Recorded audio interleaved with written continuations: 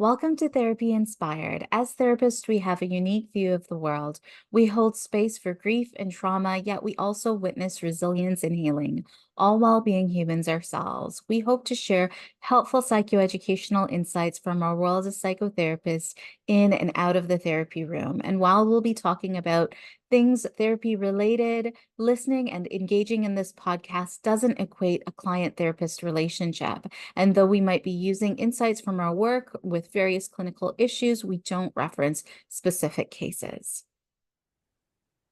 Hi, I'm Kameela Osman. I'm a registered social worker and a psychotherapist, and I practice here in Ontario, Canada. Hi, my name is Darby Crosby, and I'm a registered psychotherapist, and I have a virtual clinic in Ontario. Have you ever felt like your to-do list just keeps on expanding, never ending? Well, today we're going to be talking about stress. What is it? Why we feel it? And most importantly, how to manage it. So we do get stressed by a variety of different things. It can be at work. It can be just in the environment. Food is more expensive. There's a lot of challenges with politics right now. So there's just lots of different sort of stressors in our life. And so what we want to be able to do is to take those in as we need to, but also be able to manage them and put them into sort of context so it's not having a negative impact on our health.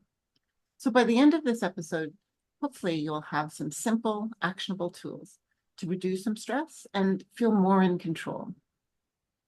Stress is often misunderstood, Darby. I hear that a lot that, stress seen as a bad thing, but I think an important step is to recognize that we can have good stress, which may sound odd, and bad stress or chronic stress. And the good kind of stress is that short-term stress or that motivational stress, stress that gets us to act, stress that, when we talk about our threat response system and that fight or flight, stress that keeps us safe, stress that helps us be, mindful and healthy in a like healthy, critical in that way. However, we can have that chronic stress that we're holding in our body. It's pervasive and we're feeling it every day and it starts to compound. And I hear this from a lot of clients as you talk about state of the world right now, for a variety of different reasons. Common causes of that ongoing pervasive stress includes work life, finances, relationship, parenting, pressures, comparisons, even the data that we're taking in as I talk about being critical. That comparison, compare and despair we've talked about in past episodes is a big piece and it causes people a lot of stress. And so, how do we notice? How can we start recognizing when we're caught up in that negative or that unhelpful stress? And I like that to split it into like what's helpful for us and what's unhelpful. Even that self-critical lens can be helpful if we're applying it to ambition and motivation versus a critical lens and we're bringing on shame and demotivation. And so, to think of it in those two categories, is this helpful? Or unhelpful stress to move away from the good and bad can be useful. So, what are some of those signs of stress? Physically, we might notice headaches, muscle tension. People struggle with like TMJ and report like they're holding tension and they didn't realize they were holding tension. You're grinding. I've heard from dentists that they know right away. They can tell, who has that chronic stress because the teeth are grinded away, or you're going to your RMT for massages because of headaches. Maybe it's tension headaches, but maybe it's also from holding in or inflammation that comes in the body when we're holding that constant stress. Emotionally, we might be more reactive, quick to dysregulation, irritable. We may feel quite anxious or hypervigilant, experience overwhelm. And behaviorally, we may struggle with sleep or we're having poor habits. We're using, we call them maladaptive coping strategies. So we're coping, but it's not strategies that are actually helping us. We're binge watching TV or we're binge eating. We're, pouring into work as a way of avoiding the things that we actually need to be tackling, or something else instead of the things that would be helpful. Yeah. And so some of the things that we can do, the strategies that we can use are, so for our mental well-being, everybody's going to have a different way of sort of working with this. So for some people, breathing is really good. So that box breathing. where you breathe in, you hold for a period of time, then you slowly exhale, and then you just, rest for a bit, and then you repeat the process. For some people, guided meditation is really important because it gives them something to focus on and to sort of follow along. For other people, meditation just themselves, being mindful or doing their own personal meditation is really important because that being present is huge. Like if I'm here now, then I can control what's happening around me. If I jump to the future where I can get overwhelmed or really stressed out, then I'm not really being in this moment and in control because I can't control what's going to happen in the future just now.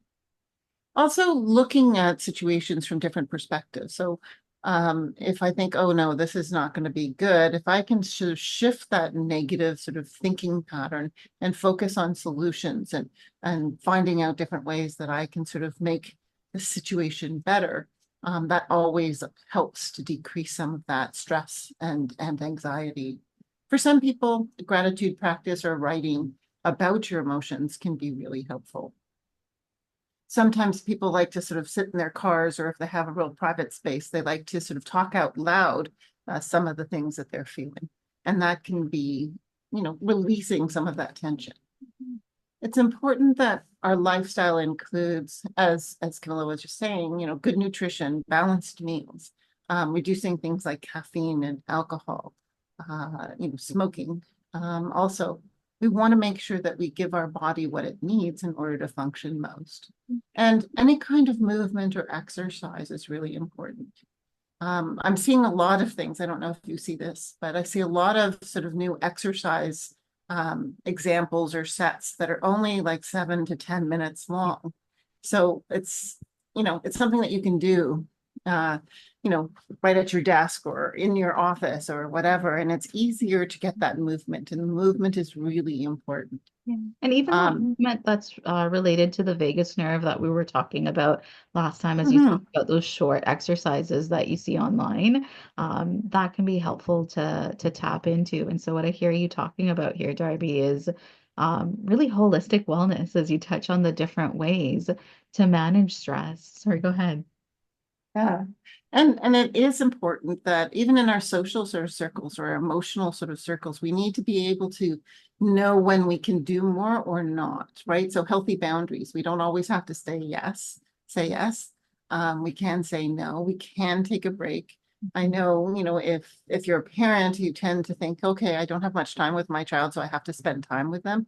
But sometimes you also need to sort of step away and just have that moment of silence and internal focus, right? And if we're around people who are talking a lot of negativity, we may want to step away from that because that doesn't help us to keep ourselves grounded and in a positive place. Connecting with people that are important to us, that understand us, that don't judge us, or even support groups, or just being in a group with like-minded people, can also be really helpful, right? Because you get different perspectives. Also trying to figure out how you can unplug from work and other sorts of responsibilities. Like how can you just take a bit of a break? And because that's gives us the mental break as well as the physical break of responsibility. And we do need to allow ourselves to recharge. Yeah. Great strategies, Darby. As clinicians, we see people managing stress in creative ways, whether that's, going for walks in nature, yoga, or meditation.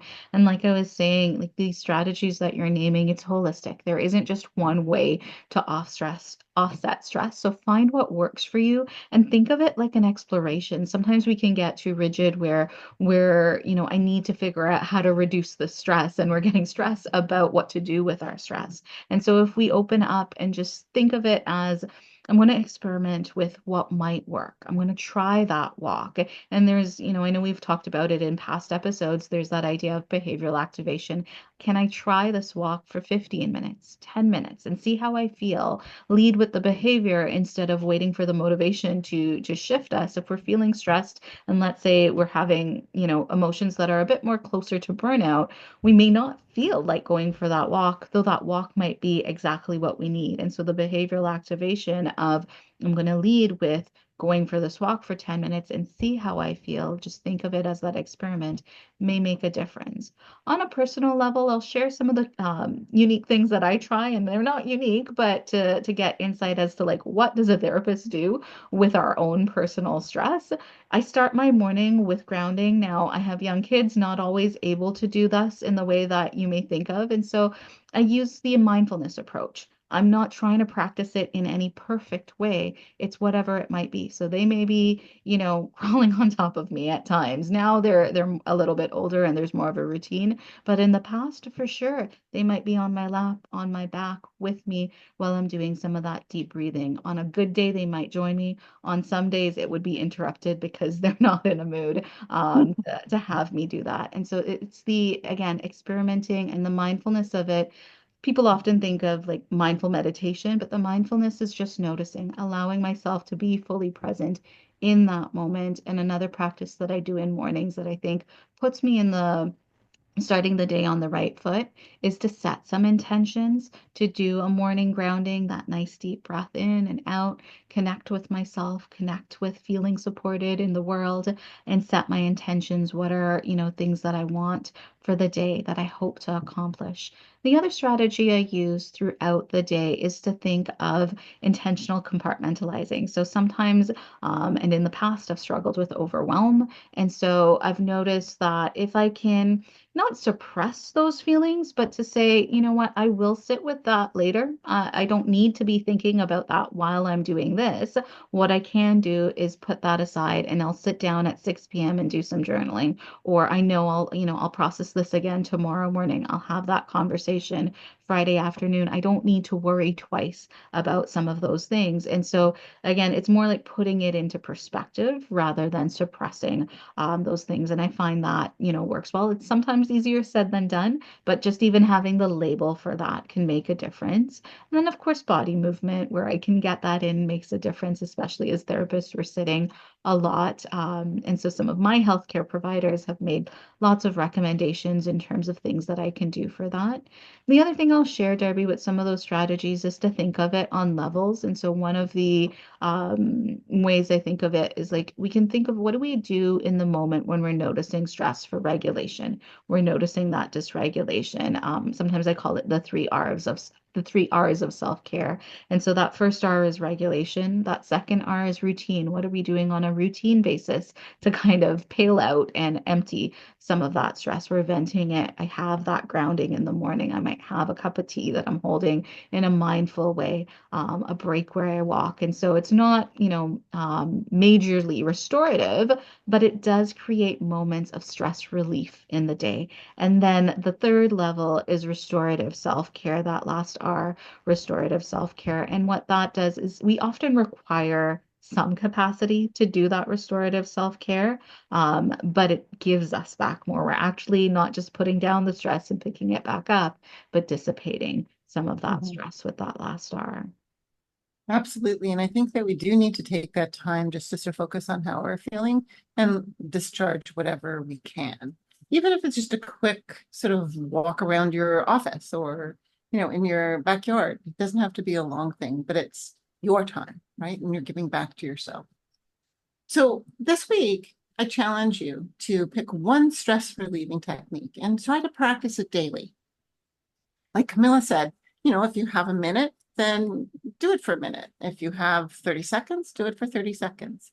And see how it goes. How do you feel? How does it feel different? Sometimes when we're starting something new, it feels really awkward. So sort of to sit with that and be okay with that, right? And encourage yourself to continue to do the things that will make you feel better.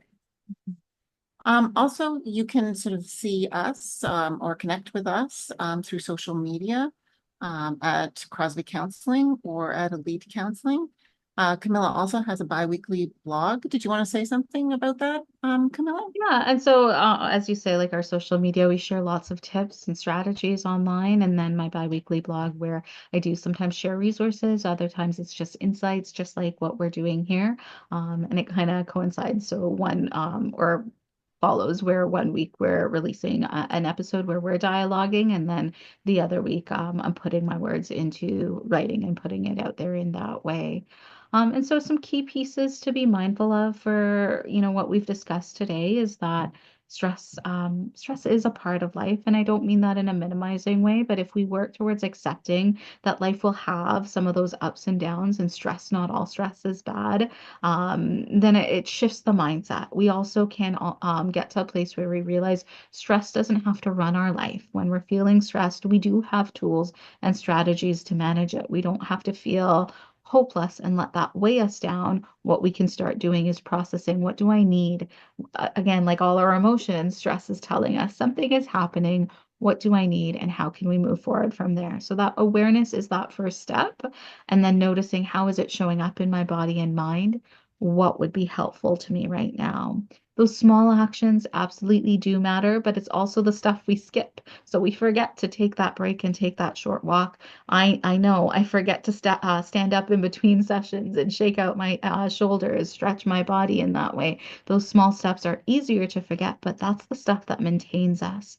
And then, you mentioned boundaries earlier, Darby. And so to remember that boundaries is a big part of stress. You can think of our capacity as a vessel. How are we offsetting that stress? But also, what are we limiting? How do we set, prevention strategies for taking on stress that maybe doesn't belong with Mhm. us and need to be embodied in our body and our mind? And remembering calm is not a destination. We can use processing and create that moment to moment. I often will say like happiness too. It's not a baseline. Happiness, calm, we're gonna have that ups and downs. And so again, accepting that makes a difference. When we expect that calm as our baseline or that happiness as a baseline, then we can end up in distress over that or feeling like something is wrong with us, that we're lacking that baseline, but it's not. And so thank you for joining us today. I hope that some of those Mhm. strategies were helpful. And I invite you to subscribe so that you are always notified when we have a new episode coming out. Take care.